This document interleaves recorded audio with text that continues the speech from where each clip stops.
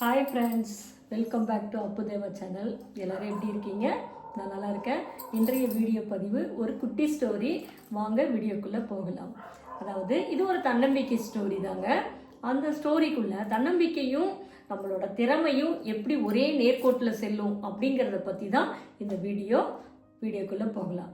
அதாவது ஒரு கோவில் கட்டும் பணி நடந்துட்டு இருந்துச்சு. அந்த கோவிலை கட்டுவதற்காக ஊர் பெரியவர்கள்லாம் சேர்ந்து ஒரு 3 பேரிடம் அந்த பணியை ஒப்படைத்தார்கள்.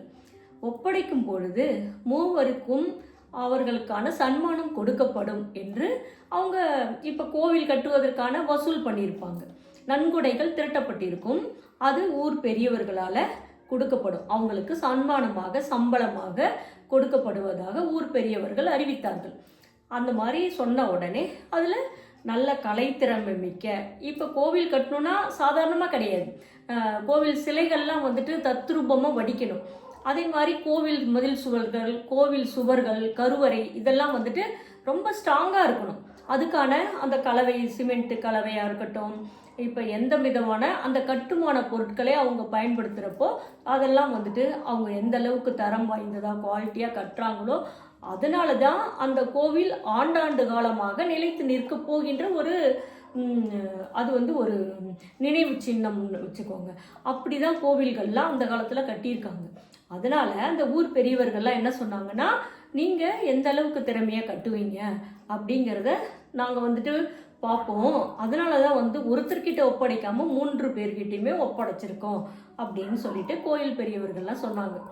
அப்புறம் 3 பேருமே திறமை வாய்ந்தவர்கள். எப்படின்னா, அவங்க இதுக்கு முன்னாடி அனுபவப்பட்டிருக்காங்க. நிறைய கோவில்களை கட்டியிருக்காங்க, கோவில் சிலைகளை வடித்திருக்கிறார்கள். அதனால என்ன பண்ணாங்கன்னா 3 பேரையும் அவங்க ஊர் பெரியவங்களாம் நிறைய பேரை தேர்ந்தெடுத்து இப்போ ஒரு 3 பேரை தேர்ந்தெடுக்கிறதுக்கு 30,000 பேரை வரவழைச்சு அதில் யார் திறமையானவங்க, இந்த திறமை யாருக்குள்ள இருக்கு அப்படின்னு சொல்லி அவங்க சோதித்து தான் இந்த 3 பேருமே செலக்ட் பண்ணியிருப்பாங்க. அந்த மாதிரி பண்ண உடனே 3 பேர்கிட்டையும் ஒப்படைச்சாங்க. கோவில் கட்டுவதற்கான கட்டுமான பொருட்கள், மற்ற தேவையான பொருட்களையும் அவங்க கிட்ட ஒப்படைச்சாங்க. அவங்களுக்கு முன்பணமாக பாதி பணம், இப்போ ஒரு கோவில் கட்டுறதுக்கு 1,00,000 ரூபாய் அப்படின்னா ஒரு 50,000 ரூபாய் அவர்களுக்கு முன்பணமாக அளிக்கப்பட்டது. அதனால என்ன பண்ணாங்கன்னா, முன்பணத்தை பெற்றுக்கொண்டு மூவரும் கோவில் பணியை தொடங்கினார்கள். ஒரு நல்ல நாள் பார்த்து அந்த கோவிலை கட்டுவதற்காக 3 பேரும் வந்திருந்தாங்க. அப்படி பணிகள் தொடங்கப்பட்டது. கோவில் அஸ்திவாரம் போட்டு வேலை நடந்துட்டு இருக்குங்க. அப்படி நடந்துட்டு இருக்க சமயத்தில் ஒரு வழிப்போக்கன், அந்த ஊரில் உள்ள ஒரு வழிப்போக்கன் அந்த கோவில் வழியாக போயிட்டு இருந்தார். அந்த கோவில் இருக்கும் இடத்துக்கும் அந்த தெருவில் நடந்து போயிட்டு இருந்தார். இந்த 3 பேரையும் அவர் பார்த்துட்டு அவங்க 3 பேர்கிட்டையும் போனார். ஃபஸ்ட்டு ஒருத்தட்ட போய் கேட்டார், நீங்கள் என்னங்க பண்ணிட்டு இருக்கீங்க அப்படின்னு சொல்லிட்டு அந்த வழிப்போக்கர் கேட்டார். அதற்கு அந்த முதலாவதாக வேலை பார்த்து கொண்டிருந்தவர் என்ன சொன்னார்னா, நான் பாறைகளையும் கற்களையும் உடைத்து கொண்டிருக்கின்றேன் அப்படின்னு சொல்லிட்டு, உங்களுக்கு பார்த்தா தெரியலையா அப்படின்னு சொல்லி அந்த வழிப்போக்கரிடம் முதலாவது நபர் சொன்னார். அவரோட பதில் அதுவாக இருந்தது. அடுத்ததாக 2ஆம் நபரிடம் போனார். அவர்கிட்ட போயிட்டு அதே கேள்வியை கேட்டார். அதாவது, என்ன செய்து கொண்டிருக்கிறீர்கள் ஐயா அப்படின்னு கேட்டார். அதற்கு அந்த கோவில் வேலை பார்த்து கொண்டிருந்தவர் 2வது நபர் என்ன சொன்னார்னா, என்னோட வீட்டுக்கு வருமானமும் எனக்கு வேலையும் நான் என்னோட வேலையும் செய்து கொண்டிருக்கின்றேன். இந்த கோவில் பணியை நான் இந்த வேலையில் ஈடுபட்டிருக்கேன் அப்படின்னு சொன்னார்.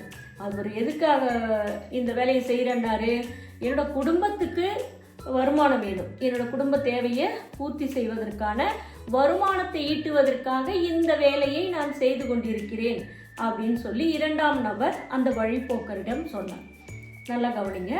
அடுத்ததாக 3ஆம் நபரிடம் வழிப்போக்கர் போய் கேட்டார். அப்போ என்ன கேட்டார்? அதே கேள்வியை கேட்டார். நீங்கள் என்ன பண்ணிட்டு இருக்கீங்க அப்படின்னு சொல்லி கேட்டார். அதுக்கு அந்த 3ஆம் நபர் என்ன சொன்னார்னா, நான் ஒரு நல்ல வேலையை பார்த்துட்டு இருக்கேன், ஒரு நற்பணியை செய்து கொண்டிருக்கின்றேன், கோவில் கட்டுவதற்காக என்னுடைய வேலையை தொடங்கி உள்ளேன் அப்படின்னு சொல்லிட்டு அவர் சொன்னது மட்டும் இல்லாமல், எனக்கு இது ரொம்ப பிடிச்சிருக்கு, இந்த வேலை செய்கிறது மன நிறைவாக இருக்குது. அப்போ இந்த ஊர் மக்கள்லாம் கையெடுத்து வணங்கி கும்பிட்றதுக்கான ஆண்டவனை பிரார்த்தனை பண்ணுறதுக்கான ஒரு நற்பணியை செய்து கொண்டிருக்கின்றேன். ஒரு கோவிலை கட்டுவதற்காக என் பணியில் நான் ஈடுபட்டு கொண்டிருக்கின்றேன் அப்படின்னு சொல்லிட்டு ரொம்பவும் திருப்திகரமாக சந்தோஷமாக அவர் சொன்னாருங்க. அப்படி சொன்ன உடனே இந்த வழிப்போக்கனுக்கு மூன்றாவது நபர்கிட்ட கேட்ட பதில் ரொம்ப ஆச்சரியத்தை கொடுத்தது. அவர் என்ன நினச்சாரு, 2 பேர்கிட்ட கேட்டோம். ஃபஸ்ட்டு சொன்னவர் கல் உடைச்சிட்டு இருக்கேன், நான் பாறைகளை உடைச்சிட்டு இருக்கேன் அப்படின்னு சொன்னார். ரெண்டாவது போய் கேட்டவர்கிட்ட அவர் என்ன சொன்னார், என்னோட குடும்பத்தை காப்பாற்றுறதுக்காக ஒரு வருமானத்தை ஈட்டுவதற்காக நான் பணியில் ஈடுபட்டிருக்கேன்னு சொன்னார். இந்த 3ஆம் நபர் இப்படி சொன்னாரே அப்படின்னு சொல்லிட்டு 3 பேரோட பதிலையும் வச்சு அவர் ஒரு முடிவுக்கு வந்தார். என்ன முடிவுன்னா, தன்னம்பிக்கை பற்றின ஒரு முடிவு தாங்க. அதாவது மன நிறைவு. எதில்? தன்னோட தொழிலில், தன்னோட வேலையில், அதில் ஒரு தன்னம்பிக்கை இருக்கும். அந்த தன்னம்பிக்கை தான் அவங்களோட திறமையை வெளிக்காட்டும். அந்த மாதிரியான ஒரு அறிவுபூர்வமான சிந்தனை அந்த வழிப்போக்கனுக்கு வந்துச்சு. அப்போ தான் அவர் முடிவு பண்ணார். அந்த வழிப்போக்கன் முடிவு பண்ணால், இந்த 3 பேரில் யார் நல்லா கோயிலை கட்டுவாங்க அப்படின்னா, 3ஆவதா பதில் சொன்னவர்கிட்ட தான் மன நிறைவோடையும் நான் ஒரு நற்பணி செய்து கொண்டிருக்கின்றேன், சம்பளத்துக்காக இல்லாமல் ஒரு நற்பணியை, நல்ல காரியத்தை செய்து கொண்டிருக்கின்றேன் சொன்ன அந்த 3ஆவது நபர் தான் அந்த கோவிலை மிகவும் அழகாகவும் நேர்த்தியாகவும் கட்டி முடிப்பார் அப்படின்னு அவரோட சிந்தனைக்கு அவர் முடிவு பண்ணிட்டார். அவரோட பதில் அந்த மாதிரி இருந்துச்சு. எப்படி? 3ஆவது நபர் தான் அந்த கோவிலை நல்ல அழகாகவும் கலைநயம் மிக்கதாகவும் கட்டுவார் அப்படின்னு அந்த வழிப்போக்கன் முடிவு பண்ணிட்டு போயிட்டாருங்க. இதை தான் சொல்கிறது, இதுதான் நம்ம பெரியவங்க சொல்லுவாங்க, நீ பார்க்கக்கூடிய வேலை எதுவாக இருந்தாலும் அதில் முழு ஈடுபாட்டுடனும் தன்னம்பிக்கையோடும் உன்னோட முழு திறமையையும் அதில் நம்ம செயல்படுத்தணும். அந்த செயல்படுத்துகிற முறை தான் உனக்கு ஒரு நல்ல விளைவை, வெற்றியை, நல்ல முடிவை தரும் அப்படின்னு சொல்லிட்டு அந்த வழிப்போக்கன் சொன்ன மாதிரியே நம் பெரியோர்கள், அறிஞர் பெருமக்கள் கூறியிருக்கிறார்கள். ஏன் விவேகானந்தர் கூட சொல்லியிருக்காருங்க, உன்னோட வாழ்க்கையில் நீ எடுத்துக்கொள்ளக்கூடிய செயல்கள் உனக்கு தன்னம்பிக்கை ஊட்டுவதாக, வீரம் மிக்கதாக, கருணை உள்ளதாக, நீ மன நிறைவோடு அதை கையில் எடுத்துக்கிட்டு செய்கிறப்போ கண்டிப்பாக உன்னோட எல்லா செயல்களுமே வெற்றியை நோக்கி தான் போகும், வெற்றியை தான் தரும்னு சொல்லியிருக்காரு. அது மாதிரி தான் திருவள்ளுவரும் சொல்கிறாரு. எல்லாருமே, அறிஞர் பெருமக்கள் அனைவருமே அவங்கெல்லாம் கற்றுணர்ந்தவர்கள். அவர்களோட அறிவுனால கொண்டு சிந்திச்சு அவங்க சொல்லக்கூடிய ஒவ்வொரு விஷயங்களும் செயல்களுமே அது நமக்கு படிப்பினையாக, வாழ்க்கை பாடமாக நாம் எடுத்துக்கணும், ஏற்றுக்கொள்ள வேண்டும். அதனால தான் ஒரு வழிபோக்கனா இருக்கிறவனுக்கு போயிட்டு இருக்கிறவர் கூட அந்த அளவுக்கு அந்த மதிநுட்பத்தை கொண்டு கண்டுபிடிச்சிருக்கிறாரு. இப்போ அவங்க 3 பேருமே செஞ்சது ஒரு கோவில் நற்பணிக்காக தான். அதை ஒருத்தவங்க பாறை உடைக்கிறதா நினைச்சா, ஒருத்தவன் வீட்டு குடும்பத்துக்கு சம்பளம் வரும், வருமானம் வரும், தான் குடும்பத்தை காப்பாத்துறதுக்கு அப்படின்னு சுயநலமா ஒரு பதில சொன்னா, சுயநலமா சிந்திச்சான்.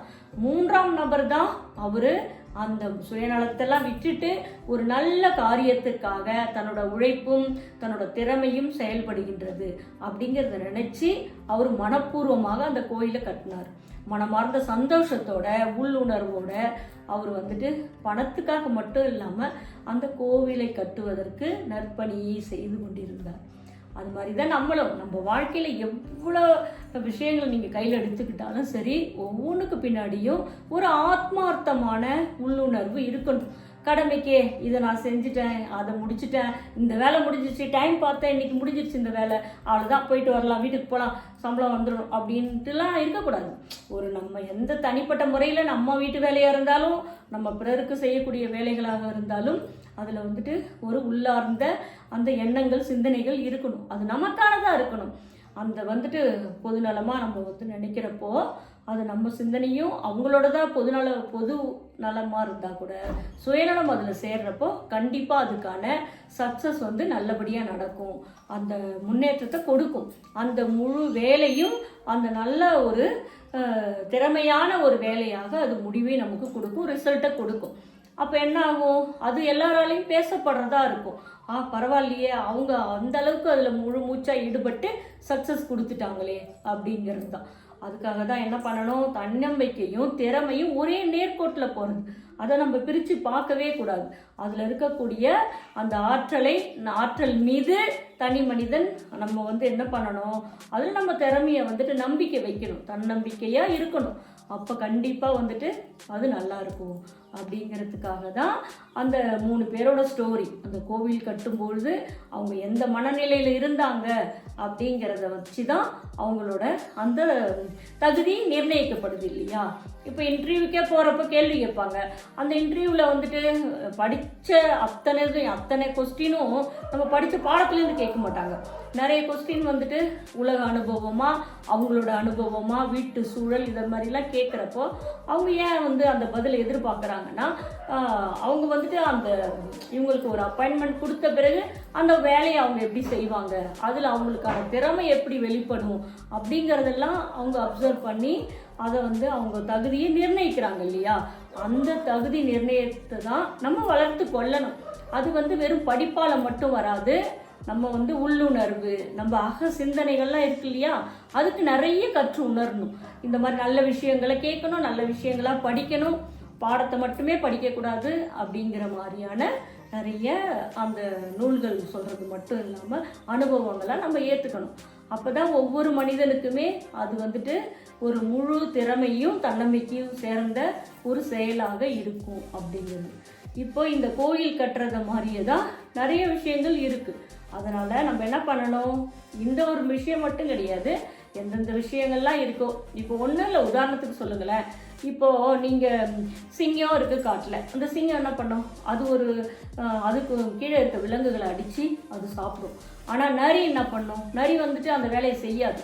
இந்த சிங்கம் புலியெலாம் அடித்து போட்டுட்டு எங்கேயாவது மிச்சம் மீதி இருக்கிறது எடுத்து சாப்பிடும். அது என்ன தந்திரம், அது வந்துட்டு உழைக்காது, அது உடல் உழைப்பே கொடுக்காது. அப்போ நரியும் சிங்கமும் ஒன்றா அப்படி இல்லைல்ல. இதோட திறமை வேற, இதுக்கான திறமை வேறு. இது கொஞ்சம் மூளையை யூஸ் பண்ணி மிச்சம் மீதி கிடக்கிறத எடுத்து இது சாப்பிடும். செத்த விலங்குகளை நரி சாப்பிடும். ஆனால் சிங்கம் அது உயிருள்ள விலங்குகளை அடித்து தான் அது சாப்பிடும். அதுக்கான திறமை அது இருக்குது, அதனால் அது செயல்படுத்துது. அப்படி தான். அதனால் வந்துட்டு எல்லாருக்குள்ளேயும் எல்லா திறமைகளும் இருக்குன்னு நம்ம சொல்ல முடியாது.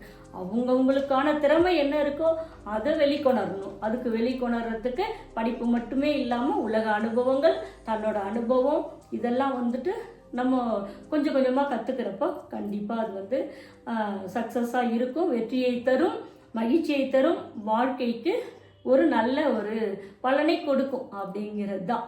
இப்போது இந்த ஸ்டோரியில் நீங்கள் புரிஞ்சுக்கிட்டது என்ன அப்படின்னு சொல்லி கண்டிப்பாக கமெண்டில் சொல்லுங்கள். இந்த ஸ்டோரி நல்லா இருக்குன்னாலும் கமெண்ட் பண்ணுங்கள், லைக் பண்ணுங்கள், ஷேர் பண்ணுங்கள்.